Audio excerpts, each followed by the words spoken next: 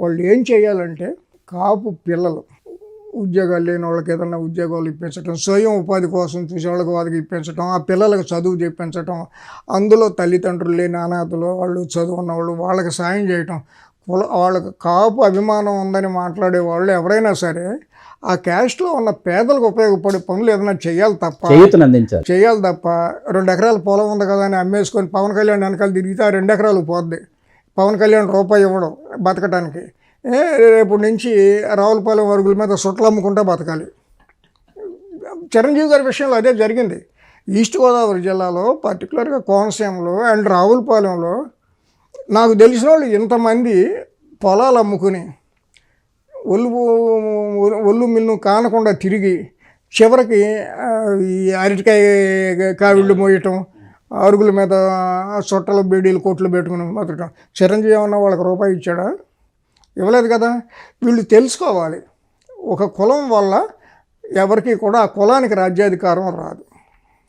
అది తెలుసుకోవాలని నేను చెప్తే నా అంత కాపు ద్రోహి ఇంకొకటి ఎవడు ఇండియాలో ఉండడు.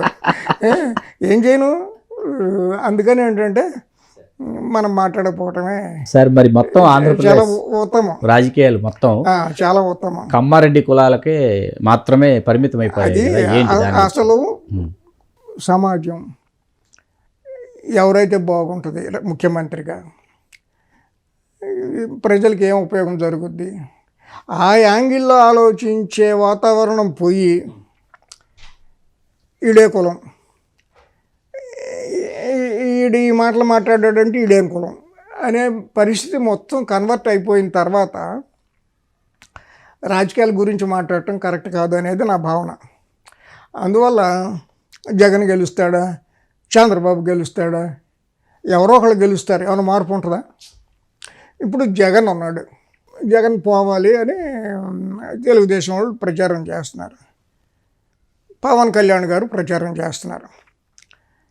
మిమ్మల్ని మీరు ఎట్టా గెలుస్తారో నేను చూస్తాను అంటున్నాడు. ఓటు చీలిపోకుండా చేస్తాను అంటున్నాడు. అంటే ఆయన యాంగిల్ డిఫరెంట్. తెలుగుదేశం వాళ్ళంతా వచ్చి నన్ను సపోర్ట్ చేయండి, ఓటు చీలిపోదు కదా అనేది ఆయన ఫిలాసఫీ. ఓకే, పోనీ అట్లాగే జరిగిందని అనుకుందాం. పోనీ పవన్ కళ్యాణ్ గారే ముఖ్యమంత్రి అయ్యారని అనుకుందాం. సమాజపు క్యారెక్టర్లో ఏమన్నా మార్పు వస్తుందా? అంటే సబ్ రిజిస్టర్ ఆఫీస్లో డబ్బులు తీసుకోకుండా రిజిస్ట్రేషన్ చేస్తారా? పోలీస్ స్టేషన్లో డబ్బులు తీసుకోకుండా కేసులు సెటిల్మెంట్ చేస్తారా? పోలీసులు న్యాయం చేస్తారా? సెక్రటేరియట్లో డబ్బులు తీసుకోకుండా ఫైళ్ళు మూవ్ అవుతాయా? నాయకులు ఎవరు భూములు కబ్జా చేయకుండా ఉంటారా?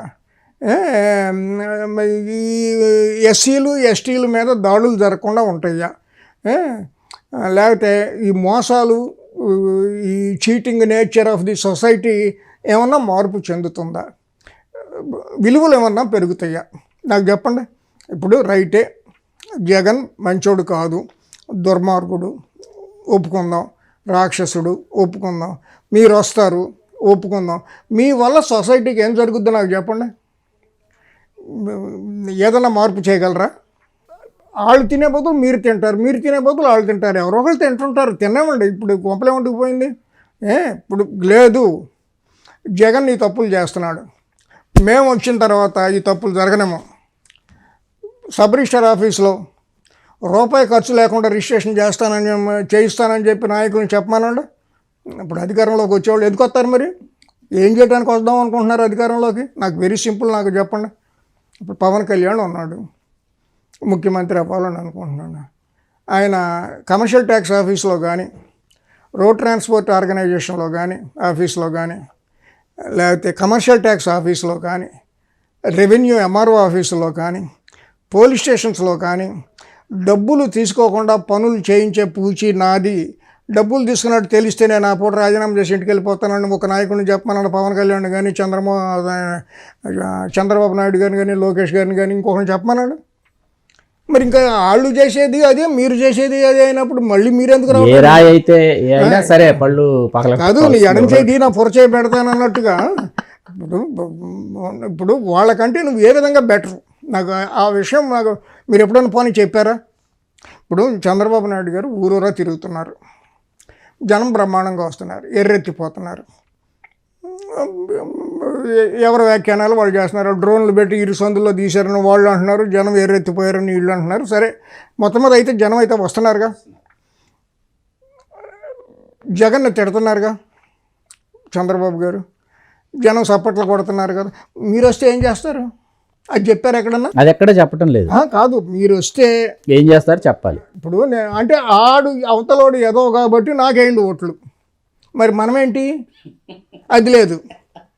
ఇప్పుడు లోకేష్ గారు జగన్నే తిడతారు, పాలన బాగాలేదంటారు, దించేయాలంటారు, ఈ రాక్షసులు పోవాలంటారు.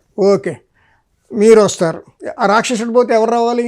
దేవుడు రావాలి, కానీ వచ్చేది మీరేగా. ఇంకొకరు రావడానికి కుదరదుగా. మీరు వస్తే ఏం చేస్తారు? అది చెప్పటం లేదు. అది చెప్పారా? మేము వస్తే పోలీసులు న్యాయబద్ధంగా చట్ట ప్రకారం వ్యవహరిస్తారు, అదిగా వ్యవహరిస్తే చర్మం తీసేస్తాం, రిజిస్టర్ ఆఫీసులో డబ్బులు తీసుకోరు, నాది హామీ. ఏసీటీ ఆఫీస్ మామూలు కమర్షియల్ ట్యాక్స్లో వ్యాపారులకు కానీ ఎవరికి కానీ రూపాయి తీసుకోరు, నాది హామీ. గవర్నమెంట్ ఉద్యోగులు జీతాల మీద మాత్రమే బతికేటట్టు మేము చేస్తాం, వాళ్ళు లంచాలు తీసుకుంటే మాది బాధ్యత అని చెప్పారా? చెప్పలేదు. చెప్పినప్పుడు ఇప్పుడు జగన్ వస్తే ఉంటే ఏంటి, వీళ్ళు ఉంటే ఏంటి, అంతా ఒకటే. వాళ్ళే తింటారు 4 రూపాయలు, వీళ్ళైతే ఇప్పుడు వీళ్ళు తిందామని దుగ్దా. కానీ నాకు పాయింట్ ఏంటంటే, మీరు పోయి నేను రావాలంటే రీజన్ ఉండాలి. అవును, రైట్.